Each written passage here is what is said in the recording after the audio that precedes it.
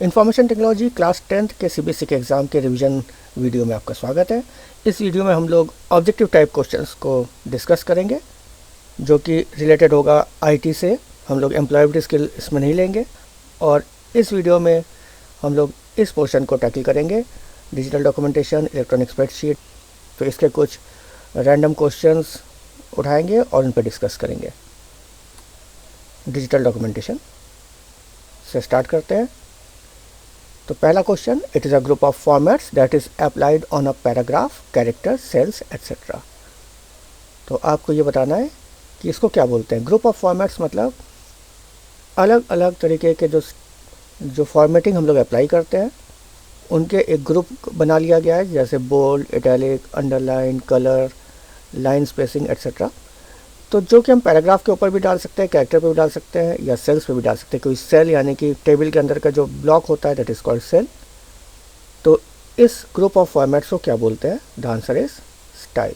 Next question, text alignment, tab stops, line spacing can be applied from dash style.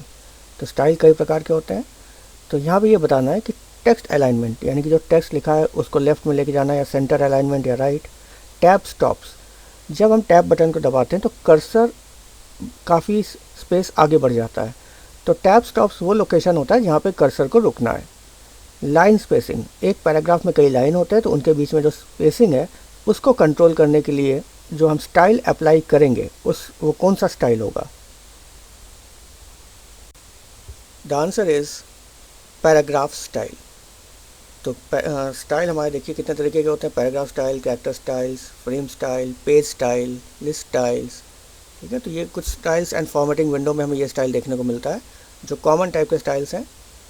और character जो कि एक किसी कैरेक्टर के ऊपर जो केवल लागू होगा, जैसे कि बोल्ड, इटैलिक, अंडरलाइन, ये कैरेक्टर पे है। और जो पूरे पैराग्राफ पे जो स्टाइल लागू होता है that is called paragraph styles. तो इसमें text alignment, tab stop, line spacing et cetera आ जाते हैं। A dash is a container for text and graphics that you can position anywhere on the page. Container मतलब होता है कि जो होल्ड करके रखेगा, बॉक्स के तरीके से होता है जिसमें हम टेक्स्ट रख सकते हैं या ग्राफिक्स यानी कि इमेज रख सकते हैं। और जब हम इस कंटेनर को मूव करते हैं तो किसी भी लोकेशन में पूरा जो ग्रुप है एक साथ मूव कर जाता है। तो इस कंटेनर को क्या बोलते हैं? The answer is frame.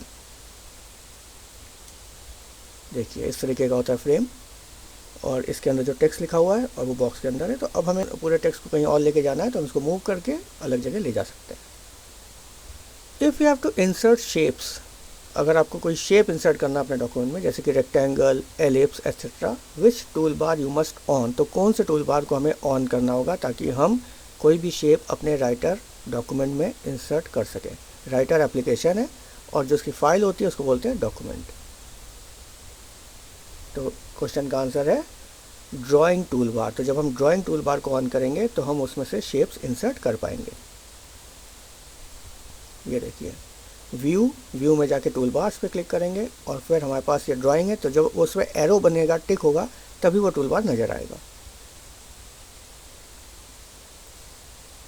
If you have to select multiple objects and make them set together as a collection, which option should you select. तो अगर आपके पास बहुत सारे एक डॉक्यूमेंट में बहुत सारे ऑब्जेक्ट्स हैं, यानी कि रेक्टेंगल है, शेप है, कोई पिक्चर है, इन सबको आपको एक ग्रुप बना के रखना है, तो इसके लिए आप कौन सा ऑप्शन यूज़ करेंगे?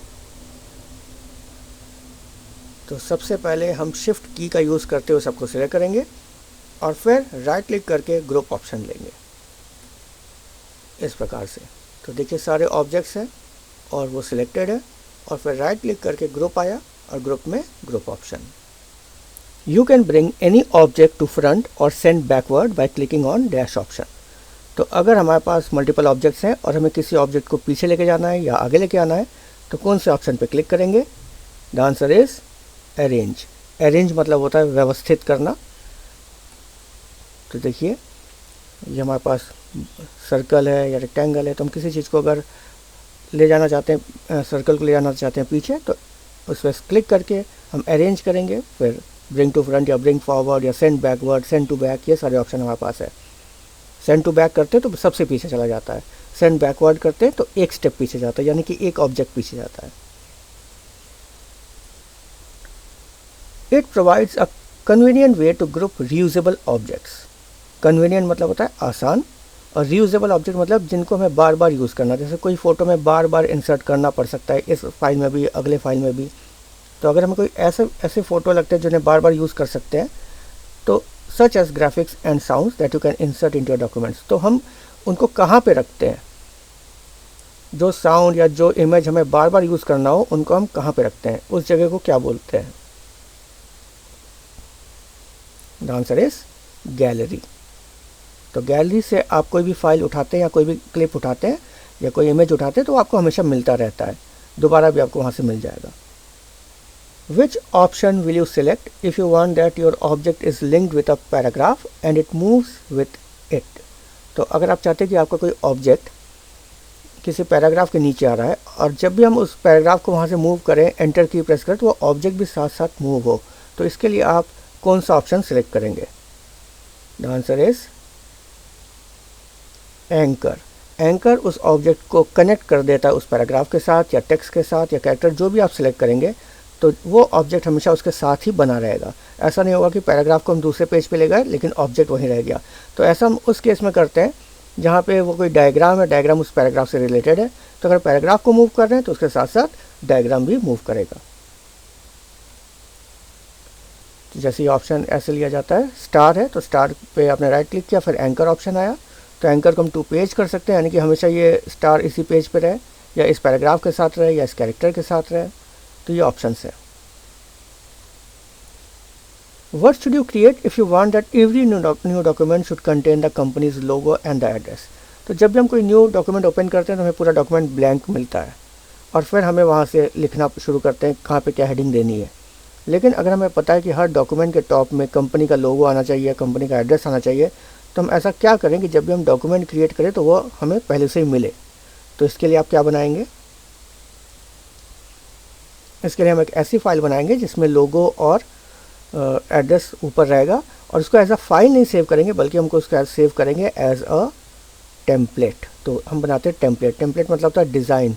तो एक बार आपने टेम्पलेट बना दिया तो आप जब भी डॉक्यूमेंट, कोई न्यू डॉक्यूमेंट उस टेम्पलेट के आधार पर बनाएंगे तो वो सब बेसिक चीज़ें हमें पहले से ही मिलेगी। The answer is template. A small section at the beginning of a book that outlines the sections or chapters and lists their page numbers. तो जो राइट साइड में आपको दिखाई पड़ रहा है, आपने देखा होगा बुक्स के फ्रंट पेज पे इस तरीके के चैप्टर हेडिंग रहते हैं और फिर पेज नंबर रहता है। तो इसको क्या बोलते हैं? ये क्या कहलाता है? ये पूरा जो सेक्शन है इसको बोलते हैं टेबल ऑफ कंटेंट्स। अगर हमें टेबल ऑफ कंटेंट अपने डॉक्यूमेंट में इंसर्ट करना है तो उसके लिए हमें कौन से ऑप्शन पर क्लिक करेंगे? ध्यान रखिएगा, टेबल ऑफ कंटेंट्स आप तभी क्रिएट कर सकते हैं जब आपका पूरा डॉक्यूमेंट बन चुका है। आप टेबल ऑफ कंटेंट्स मैनुअली नहीं टाइप करते हैं। जब आप पूरा डॉक्यूमेंट बना लेते हैं और उनको प्रॉपर लेवल्स देते हैं, लेवल 1, लेवल 2, लेवल 3, तो राइटर या MS वर्ड आपको ये टेबल ऑफ कंटेंट ऑटोमेटिकली बना के इंसर्ट कर देता है, आपको ये टाइप नहीं करना पड़ता। तो इसके लिए कौन सा ऑप्शन लेंगे? Index and tables. Index and tables में से आपको ये टेबल ऑफ कंटेंट्स मिलता है।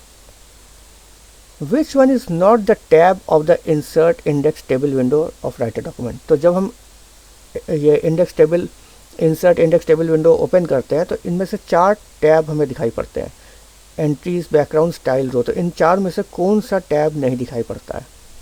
टैब होता है जो आपका डायलॉग बॉक्स होगा, उसके ऊपर जो ऑप्शंस होते हैं, जब आप एक टैब पे क्लिक करते हैं तो उससे रिलेटेड ऑप्शन दिखाता है। तो जब आप इंसर्ट इंडेक्स टेबल विंडो आप क्लिक करेंगे, इंसर्ट के बाद इंडेक्स टेबल विंडो आएगा, तो इसमें से इन 4 टैब में से कौन सा टैब नहीं दिखेगा, कौन सा गलत है? तो आपको दिखा देते हैं। यह है इंसर्ट इंडेक्स टेबल। तो अब आप देखिए टैब आपको दिखा रहा है ऊपर, entry, styles, columns, background. Index table, entry, styles, column, background. तो कौन सा ऑप्शन इसमें से नहीं है? The answer is row. तो रो ऑप्शन नहीं है। It is a way to take a letter you have written and send it to a whole bunch of people. ये दूसरा क्वेश्चन है। अब आप बताइए कि ये it's a way to take a letter, यहाँ पे लेटर मतलब है चिट्ठी। You have written and send it to a whole bunch of people, तो हम चाहते कोई एक चिट्ठी हमने लिखी है और वो कई लोगों के पास पहुँच जाए।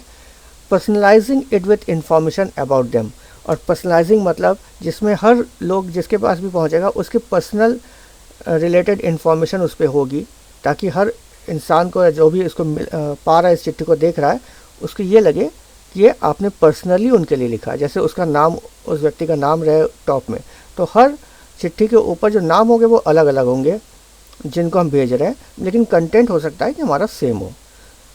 तो कौन से ऑप्शन से हम ऐसा कर सकते हैं? बहुत ही कम टाइम में हम इतनी सारी चिट्ठी लिख सकते हैं जिसमें टॉप में नेम्स अलग अलग होंगे, उनके एड्रेस अलग अलग होंगे, लेकिन कंटेंट सेम होगा। इसको करने के लिए हम ऑप्शन लेंगे मेल मर्ज। तो मेल मर्ज वो फीचर है जिससे हम ये काम कर सकते हैं कि एक ही कंटेंट को हम कई लोगों तक भेज सकते हैं, लेकिन वो पर्सनलाइज्ड के साथ, यानी कि उनके पर्सनल नेम या उनके एड्रेस, जिससे ये पता चल जाएगा कि ये चिट्ठी उन्हीं के लिए लिखी गई है। अब हम लोग देखेंगे नेक्स्ट चैप्टर स्प्रेडशीट के क्वेश्चंस। सो स्प्रेडशीट जिसमें हम लोग कुछ कैलकुलेशन करते हैं, रिकॉर्ड्स मेंटेन करते हैं और फॉर्मूला लगा के हम लोग कोई वैल्यूज़ निकालते हैं। तो इसमें बहुत सारे टूल्स होते हैं। तो एक टूल से रिलेटेड क्वेश्चन है, your boss wants to know what would happen if advertising budget increase by 20%, 30%, 40%। तो बॉस ये जानना चाहते हैं कि अगर एडवर्टाइजमेंट में जो खर्चा है वो अचानक से 20% बढ़ जाए या 30% बढ़ जाए या 40%, तो इस केस में, सारे केस में, अलग अलग केसेस में कितना प्रॉफिट होगा या कितना नुकसान होगा। अगर हमें इस टाइप का कोई रिपोर्ट बना के देना है इस तरीके की, this all should be available in one sheet, कि सारा का सारा रिपोर्ट एक ही शीट पे हो। But when the values for 30% is displayed, जब हम 30% को दिखा रहे हो, रेस्ट शुड बी हिडन, तो बाकी सब चीज़ें हाइड हो जाए, तो एक बार में एक ही केस दिखना चाहिए। तो ऐसा करने के लिए हम कैल्क का कौन सा टूल यूज़ करेंगे? सो द आंसर इज, देखिए यहाँ पे आपको हिंट दे रहे हैं। जैसे आप यहाँ पे देख सकते हैं 20% वाला केस है, 20% में एडवर्टाइजमेंट कॉस्ट 12,000 है। फिर हमने 40% ले लिया तो 40% में 14,000 हो गया। तो इसका आंसर है सिनेरियो। ओके, तो सिनेरियो से, अब जब सिनेरियो क्रिएट करते हैं तो इस तरीके से अलग अलग केसेस या अलग अलग सिनेरियोज को आप एक ही जगह पे, एक ही शीट में रख सकते हैं। Average, min, max, standard deviation are dash type of function. तो ये किस तरीके का फंक्शन है, कौन सी कैटेगरी में आता है ये function? These are called statistical type of functions. If you want to invest some amount on different mutual funds with different rate of interest to earn 1,000 rupees every month, but you don't know how much amount to be invested in each, then which tool can you use to calculate this value? तो आप चाहते हैं कि आप different mutual funds, अलग अलग mutual fund में कुछ अमाउंट इन्वेस्ट करें ताकि हर महीने आपको 1,000 रुपये मिलता रहे, लेकिन आपको ये नहीं पता कि आपको कितना इन्वेस्ट किस वाले म्यूचुअल फंड में करना है, और दोनों म्यूचुअल फंड के रेट ऑफ इंटरेस्ट अलग अलग होंगे। तो इस तरीके के अगर कोई सिनेरियो में मिलता है, इस तरीके के कोई हमें जजमेंट लेना पड़ता है या डिसीजन लेना पड़ता है, तो इसके लिए हम कौन सा टूल यूज़ कर सकते हैं? Answer is solver. तो सॉल्वर हमें हेल्प करता है एक से ज़्यादा वेरिएबल्स जिनकी वैल्यू हमें इनपुट वैल्यूज़ नहीं पता है कि हमें A mutual fund, B mutual fund, C mutual fund में अलग अलग कितना अमाउंट डालें कि हमें एंड रिजल्ट 1,000 रुपीज़ मिले हर महीने। ये गोल हमें पता है लेकिन इनपुट नहीं पता, तो इस केस में हम सॉल्वर का इस्तेमाल करते हैं। By using which option under tools menu you can discover what values will produce the result that you want. तो टूल्स मेनू के अंदर और कौन सा ऐसा ऑप्शन होता है जिससे हमें ये पता चल जाए कि हमें कौन सा वैल्यू इनपुट करना है ताकि हमें रिजल्ट मिल जाए। देखिए दोनों ही एक जैसा है, लेकिन पहले वाले में मल्टीपल वैल्यूज हमें फाइंड आउट करना है, लेकिन दूसरा वाला सिंपल है, उसमें हमें एक ही वैल्यू को फाइंड करना है। तो जब हमें एक ही वैल्यू को फाइंड करना होता है तो उसके लिए हम गोल स्टिक का यूज़ करते हैं। Using which tool you can select arrays and then choose a statistical function to apply to them. तो कौन से टूल से आप ग्रुप ऑफ सेल्स को सिलेक्ट करते हैं और उन ग्रुप ऑफ सेल्स के ऊपर अलग अलग फंक्शन अप्लाई कर सकते हैं। तो कोई पर्टिकुलर ग्रुप हो सकता है, जैसे कि जैसे कि कितना सेल हुआ मंथ में, मंथ ऑफ मे में, कितना सेल हुआ जून में, इस तरह से पूरे साल भर के मंथ वाइज सेल्स का अगर हमें टोटल निकालना है या उनका एवरेज निकालना है, तो इस तरीके का कौन सा टूल है जो हमें ऐसा करने में हेल्प करता है? द आंसर इज सब टोटल ऑप्शन। तो सब टोटल टूल से हम ऐसा कर सकते हैं कि सिलेक्टेड कि एक पूरे रेंज ऑफ सेल्स के बीच में कुछ पार्ट को हम सिलेक्ट करके उनका सब टोटल निकालते हैं। सब टोटल मतलब होता है टोटल के अंदर के टोटल, सब पार्ट, छोटा part. Spreadsheet also allows you to dash the cells from various worksheets and from various other spreadsheets to summarize data from several sources. तो स्प्रेडशीट आपको ये भी हेल्प करता है कि आप अलग अलग वर्कशीट्स में जो सेल है, वर्कशीट मतलब आपके एक वर्कबुक के अंदर बहुत सारे शीट्स होते हैं, तो उन सारे सेल्स को की इन्फॉर्मेशन आप एक साथ ले आते हैं ताकि हम उसकी समरी मिल सके। तो उसका ऑप्शन होता है कंसोलिडेशन, लेकिन जब हम कंसोलिडेट करते हैं तो बाकी सेल्स आपस में क्या हो जाते हैं? तो यहाँ पे जो आंसर आएगा that is link. It allows you to link the cells from various worksheets and from various other spreadsheets to summarise data from several sources. तो आप इनको लिंक कर सकते हैं।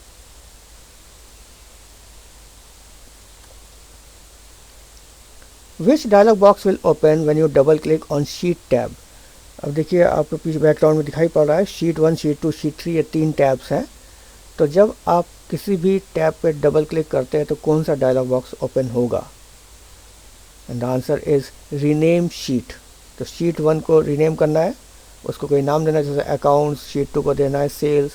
तो आप उस पर डबल क्लिक करेंगे तो एक डायलॉग बॉक्स ओपन होगा, उसके थ्रू आप इसको रीनेम कर सकते हैं।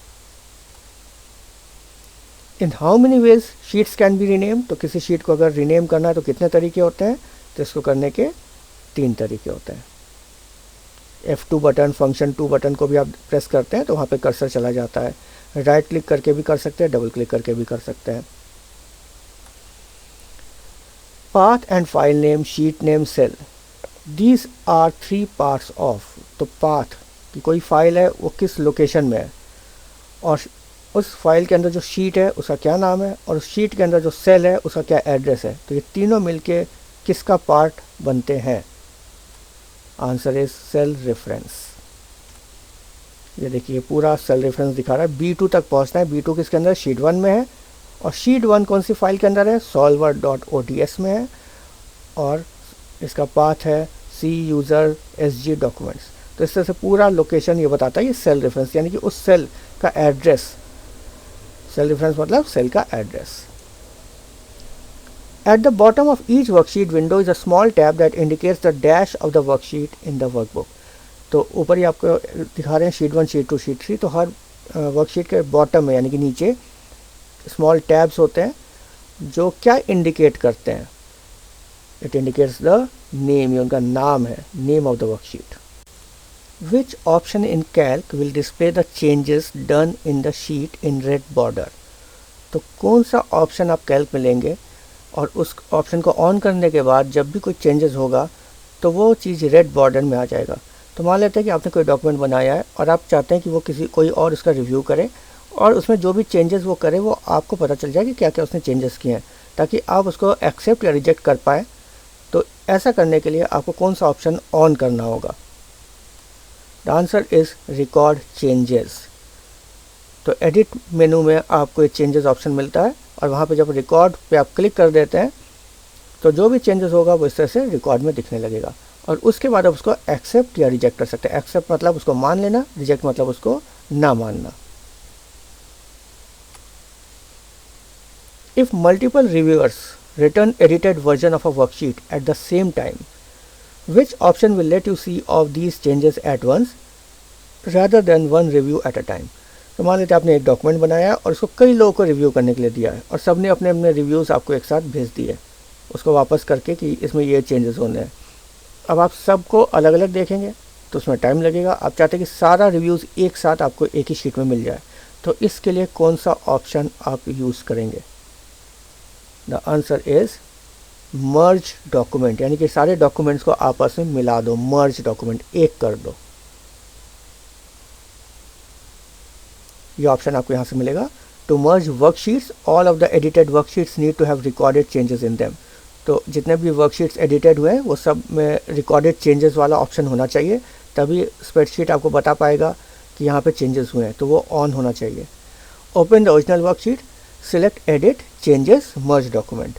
और फाइल सिलेक्शन डायलॉग ओपन्स, फिर एक फाइल सिलेक्शन डायलॉग बॉक्स आएगा जहाँ पे आप सारे फाइल्स को क्लिक करते हो तो वो सब मर्ज हो जाते हैं।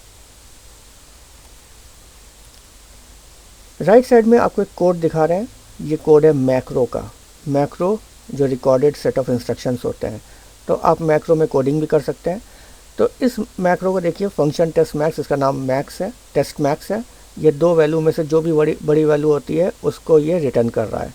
सो in this code of macro to return the large value what are X and Y, तो ब्रैकेट के अंदर जो आपको एक्स कॉमा वाई दिख रहा है और ये चीज़ आगे भी वेरिएबल यूज़ हो रहा है, तो वहाँ पे उस जगह पे एक्स और वाई को क्या बोलेंगे, इसको क्या कह के हम लोग समझाएंगे कि एक्स और वाई क्या है। So what are X and Y, the answer is arguments. जब भी आप फंक्शन, जो टेक्स्ट मैक्स यहाँ पे एक फंक्शन है, उसके ब्रैकेट में जो भी चीज़ लिखी जाती है वो कहलाते हैं आर्गूमेंट्स, यानी कि हम इसको ये आर्गूमेंट दे रहे हैं, अब उस आर्गूमेंट के ऊपर ये अपना काम करके कैलकुलेशन करके हमें कोई वैल्यू रिटर्न करेगा।